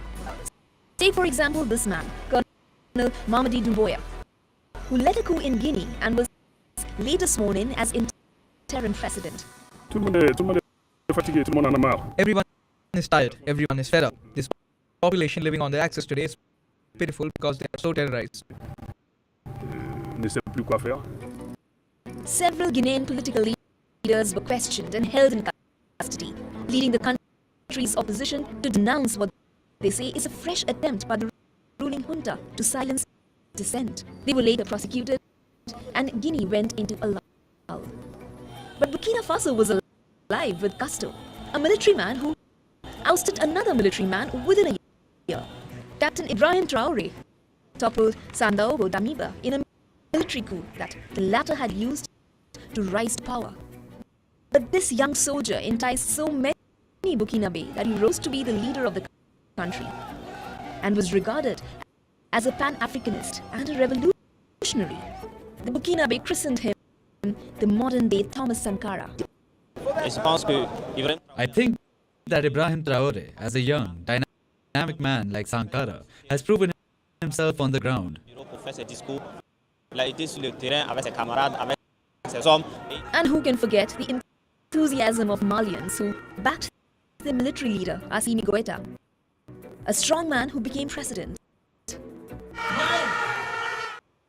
People of Mali, it is time for us to join hands. After 10 years Natural pause. of Carry on. exactions, we hold out our hands to those who have taken up arms against their own country. In sub-Saharan Africa, the legitimacy of military rule is mainly based on institutional performance and economic management. If citizens perceive that politicians don't care about them, this will invite the military to continue overthrowing civil governments, with society publicly legitimizing their intervention in politics. If military, political and economic solutions are not found, military coups in the region will increase and people will continue gathering on the streets to welcome them. They have all embraced and are living with their new realities. May not be on. World. Right. So we just wait, they won't get flagged. Of the summer that seems to be going from spread away from west to east at some point. It's looking like. We're joined by we're joined by Empress Kush, and I think Brother Dominic was there, but he's sadly gone. But welcome, Empress Kush. 3 topics for you if you wish to speak on. Obviously, there's a segue one about African coups, anything you wish to go over, as well as the traditional topic, which is how did the baby killer Lucy Letby evade being caught for so long, and can mistakenly misjudging something as racist undermine real racism? Maybe Empress Kush is not there. Oh, there you are. We can hear you now. Took me a bit of a while to find the unmute button. There you go. Yeah, I mean, I think I kind of just echo a lot of the points that said about Lucy Letby. I agree with a lot of the points in the comment and Brother Dominic as well. So yeah, I just kind of agree with that. I'm not sure about the second part of that question. Can mistakenly misjudging something as racist undermine real racism? Is that just implying that this wasn't real racism, or? Well, where it comes from is it's generally a topic that I wanted to cover at some point, but because it was brought up as a segue here, there was I think before you came on, we showed another gentleman who was watching the women's. There was like a women's World Cup quite recently, and he was watching it, and he was saying that when he noticed the England team, he noticed they were mainly white and blonde, and he said that that's not going to motivate non-blonde or non-white people to play the sport. And I think people said that with sports, it's usually done by who's the greatest and the fittest, not necessarily ethnic background, sex, and this kind of stuff. So some people might see that you're using the racism term in a wrong context, and it could undermine real racism that actually goes on in the women's game. That that might happen. Yeah, I mean, I think so that's good that I got context on that, because I thought it was referring to the nurse. No. But yeah, I mean, I think probably the best intentions, but it's really, I think we've kind of moved forward on that. That's just probably more begging to be included than to just what I'm about, which is just about, doing our own. So yeah, I think there's probably good intentions behind why he's doing it, but at the same time, is that really a fight we need to be fighting? I would say about. Let's play it here, just for those who are new and haven't seen it. And I'm glad Sister Cruz said that, because that's the theme that we've always had, that the whole arc sin is one thing, but essentially it's about doing for self. But let's see the context anyway. This picture here, what jumps out of you is that this doesn't sort of represent diverse Britain. It's all these blonde, blue-eyed girls, and I wish them well. But I do think we need to ask ourselves questions about why is it that we've got it has a lack of diversity. Lucy Letby. So anyway, yeah, and he went on to say that, but that was where that comes from. But Dominic's got a message. Yeah, but the black people in the UK are the majority population, so you will always have more white females in the pool than black females. This is something that we're saying. Also, one thing that's also important as well is at certain sports, certain ethnic groups might excel out of interest or just osmosis. So, for example, in the athletics, you tend to find that the relay races are all black women winning the gold and this kind of stuff, or at least winning. And maybe in cricket, you might have more of an Asian, population. So this is the thing. We do highlight racism in sports in different ways, and historically, for example, South Africa, where they just flat out banned black people from playing for South Africa, and also in America when they had the Negro Leagues, which technically was actually a good thing. I think that was a very good idea to have Negro Leagues, but they had to have the Negro Leagues because they wasn't allowed to play in the major leagues and this kind of stuff. We should really cover the Negro Leagues because that's something that was a very good economic thing. But anyway, that was a segue. So anyway, Sister Kushi, it is your time. Whatever you wish to talk about, we shall go there. So, yeah, no, I agree with that point of what you're saying there, 100%. I do agree with what Brother Dominic said as well. In regards to that, I just don't think it's a fight we really need to fight on right now. I just think that's all probably distraction tactics right now. I don't think there's any black people that are putting that on the number of their list, that why is there not more black female footballers in the Lions team. So I just think that's all distraction points, but I definitely understand the question to that and why that's so important. And I think the Negro Leagues would be a brilliant example of, the white ice being more colder. I think as well that so the Brother Dominic said, yeah, that's agent talk right there from this guy, for real. And I just think that in regards to what's happening in Africa is very interesting as well. It's a shame that Brother Cal's not here as well, because I know that he's interested in the movements of it as well. It's always shifting. It is.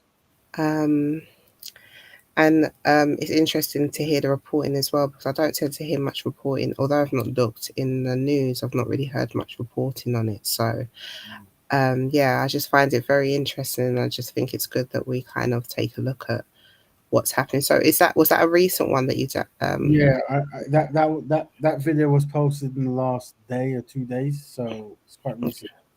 So, and what was it? Just basically letting us know just the breakdown of what's going on in the different countries and things. It was saying that basically the coups have expanded, but I think it focused more on that. Usually, when coups happen, the citizens are in like chaos usually, but here it's almost like they're painting a picture that the community is looking forward to the coups, and they also seem to be best pleased that the coups are coming from a failed attempt at doing something, like promises that were made that weren't reached.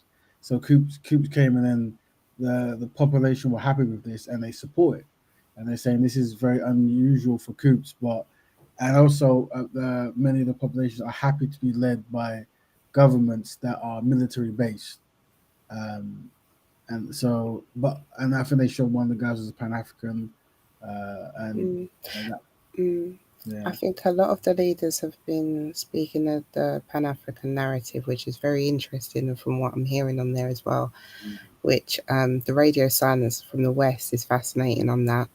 The fact that they're talking about it is a coup and how they want the rightfully elected people back in leadership, yet the people of the land clearly want these people in leadership, but yet the West is talking about democracy. What exactly is democracy if it's not about what the people want?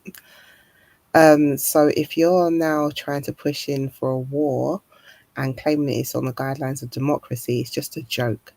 Because if it was about democracy, you'd let the people who are in power, hundreds of thousands of people, youth, old, in between, have walked in celebration of these people, then you should just let a country, an independent country, do what it's doing.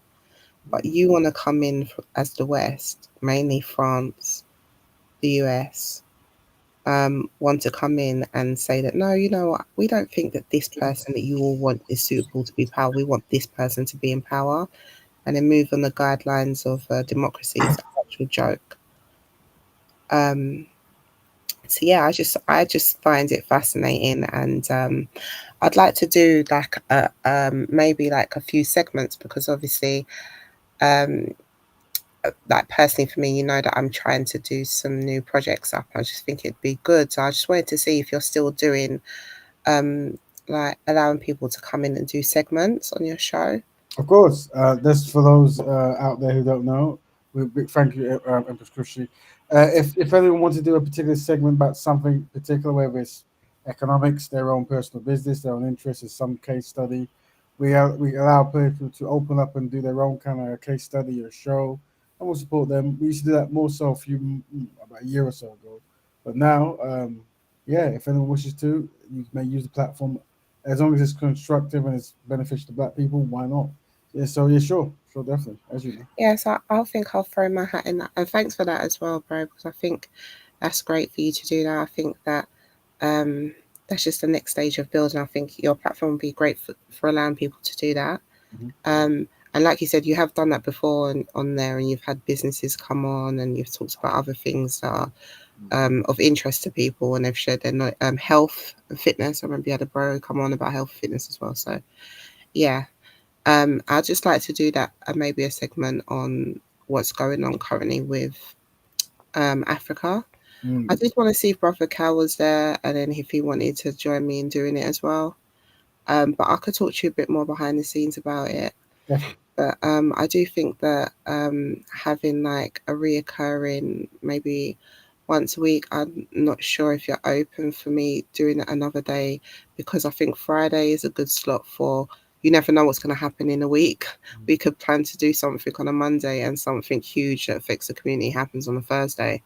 So, but if we just did We could, but what I would say is, you know, with these topics, they can stretch or shrink. So, even if there's a news flash topic about something happening, if you have a fixed slot, which could be half an hour to an hour, whatever it is, or 20 minutes, whatever it is, we could just rotate, and then as usual, towards the end, we have 3 topics for people to debate amongst them. So you know, once we book you in and you're here, you get priority. Yeah, well, I'll definitely. Okay, that's brilliant. Brother Dominic says, I recommend looking at Dexter Sims. He's a Black entrepreneur to look at. So I'll definitely look at him, because I don't think that name. He did an event in Croydon last weekend called Black Tech Day. Ah, yes, I've heard of him. Okay, yeah, see, so it'll be good to bring back some segments and things like that, but I'll definitely talk to you behind the scenes about that. But yeah, because I think what's happening in Africa, I think it's very interesting, and I think many of us don't really follow the politics as much as we follow like other things that happen within our community. But I think this one's really has a direct effect on us, and I think it echoes a lot of the lessons that and the teachings that we look at with other things that are happening within our community. So yeah, I just think it's quite interesting for me anyway. So yeah, and I know it'd be interesting for Brother Cal, so I'll definitely hope to touch base with him and see when he's available to do that. So yeah. Excellent. Yeah, also we're highlighting brother Dexter Sims. Thanks for that name there. We might do a cover on him as well. We're definitely into Black tech here. Very important. And we know that at least within the UK, there's a lot of Black women who are into tech and doing a lot of good stuff. So yeah, definitely. So it's something that we definitely want to promote, and obviously get the youth. I've also trying to promote youth into coding, programming, and understanding tech generally. So definitely something we're gonna case study and doing this. So thank you there. Well, family, any people in the crowd want to say anything towards the topic or few topics, or if yourself you would like to have a segment here, something you want to cover from economics to business, or just I was, as you know, I go around. Something I also do as well. I go around in the social web, the internet, And whenever there's debates, I always debate people and invite them on the show if they've got a strong point. So sometimes we might be doing a topic about this, but a guest comes in and they want to have a 20-minute segment about something else, and we let that happen because obviously we meet people randomly. It's the first time they're coming. I think there was a consensus about black men in the UK kind of dropping the ball when it comes to building and this kind of stuff. And I was talking to a sister, and I did invite her on. But she asked me a question if she's going to get paid, and I said, "Well, it's not." Sorry, wait. Sorry, bro. Yeah. Well, sorry, I thought I was muted. Go ahead. Sorry. No, you can ask questions. My reaction might have been the same, but obviously it was text. So, Yeah. Yeah. So, I mean, was this a debate that you was doing where on Speaker's Corner or an app? Basically on Instagram, I can't remember the page, but there was some kind of video of something to do with black men with non-black women, and obviously there was a plethora of black women, saying this is very normal. And I jumped in and said, yes, it's unfortunate that many black men who are not necessarily picking black women, and we would like to hear black women's thoughts on this and stuff like this, and we have a platform where it's for the community to try to find solutions. And I messaged one sister, and she asked me, "Will I be paid for this?" And I said, "No, it's not really a paid show yet, but if it is, we'll try to always get people paid if we can because we believe in black economics." She didn't actually get back, but maybe she's busy. I'm not too sure. So yeah, but either or, but I think I'm not to say how people's business, but I looked on her page and I think she made a statement that was interesting. She said, "Dark-skinned black men, uh, bad mouth black women, and mixed race black men are fat shamers." This is what she was saying. Wow, very specific. Yeah, and then she said, I want to say she on her page. I might have seen. I won't give away stuff, but let me just check my because let's see. There we go. I just want to make sure it's the right. We sent it. Oh yeah, it was different. Yeah, she said that. And I mean, I guess let me not say anything about YC, but anyway, yeah, leave that. But either way, she did mention. Matter of fact, I could probably read the stuff here. Yeah. Let me give you the before we go I usually the app Oh, usually yeah. screen. So let's see what people were saying. Um, Oh, 17 while you're looking for that, I was just going to say that Brother Dominic said that he went to the event in Croydon, the Black Tech Day. He went for one of the days. I was saying to him that he should have told us a bit more about it because I definitely did, especially when I saw the second message and he said it was the Black Tech Day guy. I was like, yes. So, yeah, you should have told us about it, if you've got time to quickly give us a little quick breakdown of it now or next week. But yeah, you should definitely come and highlight that, bro, especially if you attended and supported on the day. Right, so found it. Thanks for that, sister. Excellent there. No problem. So it was actually on The Voice. So the Voice is a UK newspaper, and the topic said, "Where did Bradford's black community go?" So it was talking about many years ago there was a black community in Bradford, but today they're not really there. And then people were talking about two topics: one about how black people are not necessarily claiming ownership and economics, and two, which seem to be more led by the women as well as men, but generally women, particularly this woman, that actually what's happening is black men are marrying European women, and then their European women is marrying European children. And so I jumped in and let's see if I can get a kind of consensus. So one guy said, let's read it. Because this is a gentleman who said, because we didn't understand the importance of building a community, and others did, we want to be individuals when everyone else was a team. And then the sister jumped in and said, I think the black women did realize the importance of community and regularly put on black community based events, of which often only attract black women, now mixed race women, who are usually the spokespeople. Meanwhile, many black men subscribe to individualism, dated interracially, and abandoned black women, and and a concept of black family, etc., etc. Hold on, we just got someone getting back in, and then the next guy said, "No, it's not speaking of their interracial relationship. I'm talking about wanting to live in a community together. Black men and women wanted to live in white areas as individual families. Asians would all move in a cluster and buy houses on the same roads. British black people didn't think that this is all that this at all, men or women." And then I jumped in and said, "Not marrying black women and wanting to live in white areas go hand in hand." That's what I said. And then the gentleman said, "Yes, and both of these things happen, both go hand in hand. It's not just interracial families, but us not having a community unless it's low income area is equality as damaging. Area is equally, sorry, equally as damaging." And then I said, I promote Black Bearman. I don't know where the sister was. I think sometimes this app just removes certain comments. But yeah, that was anyway. I messaged the sister and here we go. Black Caribbean British people are disappearing because I can't pronounce this, but you can pronounce better than me. Misogynoir. How do you pronounce it? Misogynoir. You know what I'm talking about. Misogynoir. Yeah, the French. Misogynoir. Yeah, you said it right. Yeah, there you go. And colorism are huge issues. Black men with kids with non-black women. No one wants to say it, but it's what happened. The only way to build a Black Caribbean community is to support Black Caribbean women on businesses and events which are usually only supported by Black women. It's not just a city council thing; it's a self-hatred issue. I jumped in and said, "This is very true. We covered this on Blackberry Broadcast and start campaign to reverse the process. We use the Brazilian theory of ham redemption and racial whitening as a case study to show how not picking black women will end black economics and black families." Let's see if she said to me, "I don't think we can reverse in the UK, but to be honest, black men are committed." I understand. And I said, "I understand. However, it will take men doing campaigns to change the mindset. Also highlighting how it got this way is key." She said, "You really think you could change in the UK?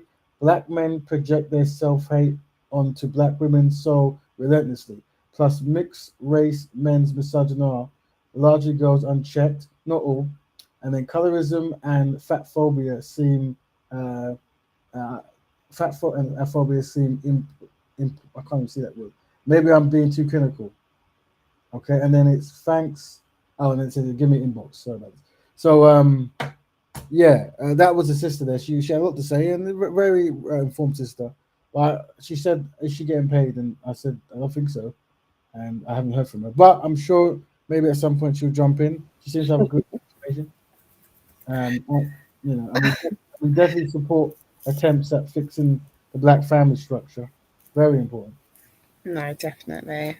Yeah. I mean, it's, I think it's definitely, like I said, I think it's a gender war tactic. So it's a cycle that needs to go round and round and round, with new players jumping on and off. So, yeah, I think some people, the fact that she asked after all of that and then asked did she get paid was just, it just tickled me because she does such an essay and put so much effort into it. But I mean, it just goes to show you that, it can be a lot of trauma talking about something like that over and over again. I don't know. Maybe she wanted to get paid for the for the pleasure. I don't know. Well, I suspect that many sisters have never come across a platform like this. Like many sisters have got used to the internet's constant barrage of unsynchronized black men using. Well, talking about that, bro, I expected to see you do a segment on the fitness and fit scenario that's happened. For those who don't know, there are two in America. I think America or Canada. I think it's America. There's two gentlemen. One's from a Caribbean island, and one's from Sudan, and they usually make content. They make content towards talking, demeaning women first, and trying to uphold men who struggle to find women. And I think they've been because they use a lot of racist terms and anti-black terms. I think they've been demonetized. That's right, isn't it? Right? Yeah, they've been demonetized. It's brother. I hope brother Dominic's in the background. Is he in the background? He's there. He's there. Yeah. Okay, bless up, bro. Yeah, we should cover it maybe. They've been demonetized and unpartnered, or their partnership is basically they cannot make no money. Like they can't get super chats. They cannot get no money. Yeah. So their channels open, but they've been demonetized. It's interesting. I think we should have covered that. I think I say this all with a big grin, unashamedly, as well, by the way. But the issue with many people I know towards them is at a certain point they kind of disqualified themselves, as in they became anti-black, an open anti-black channel. So by becoming an open anti-black Especially channel, anti-black women. definitely anti-black women. Oh yeah. I mean, that is the primary. But from time they were in Ku Klux Klan stuff and all this kind of business, and they highlight this concept of black people going to America and not I think and siding against black Americans. Go ahead. Oh, can you hear me, brother? I think are you trying to speak? I was going to say. I think personally. Yeah, can you hear? We can now. We can now. Yeah, I can hear you. Yep. Can you hear me? Go ahead. We can hear you. So I was going to say, I think. Yeah, I just think he's got a bit of a delay. So go ahead, Brother Dominique. I think the nail in the coffin for Fresh and Fit was, yes, they were being anti-black and putting on the white sheets and all that kind of stuff. But the nail in the coffin, I think what got them platform but demonetized was bringing Nick Fuentes on the platform, because Nick Fuentes is banned from YouTube, Rumble, or all these other platforms, and I don't think YouTube like having someone they kicked off YouTube and another channel brings them onto their show. And everyone knows Nick Fuentes is a white supremacist, where he doesn't really show any compassion to any other race but himself. So the fact that Fresh and Fit are associating themselves with Nick Fuentes and they're a ethnic minority, it shows their mindset. So there's a guy called O'Shea Duke Jackson who said that it was bound to happen. They were going to get not demonetized, deplatformed from YouTube, because they were pushing the boundaries so much. They even, I don't know if anyone's seen this, they even got Nick Fuentes on the show and was actually encouraging him to say the N word. So that's not going to get you deplatformed. I don't know what would. Yeah, I think we covered that, and we also covered how they had black women on the show, and they obviously were bamboozled or something, where they had, I think the black women wanted to say the N word, something like this.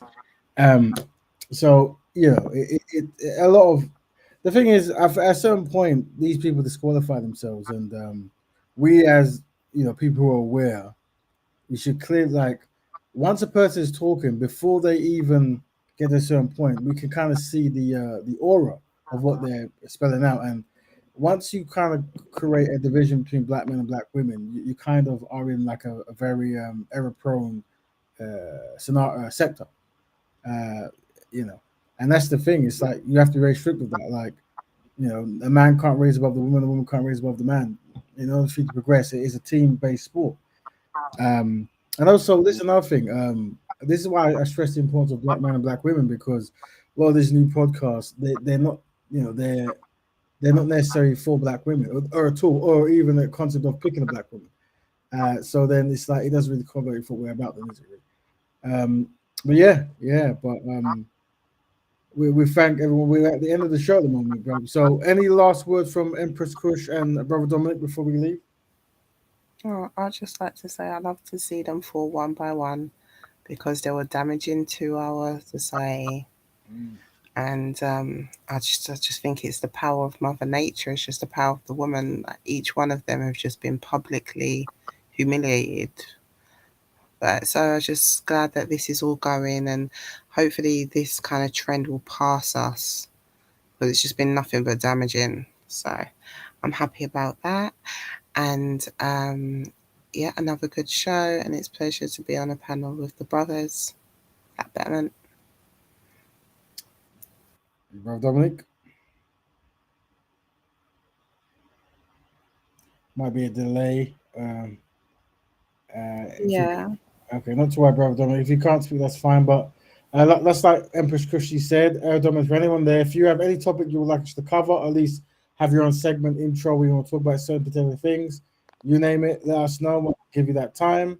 We also said we're going to try to, week to week, try to update what's going on in Africa, the coops.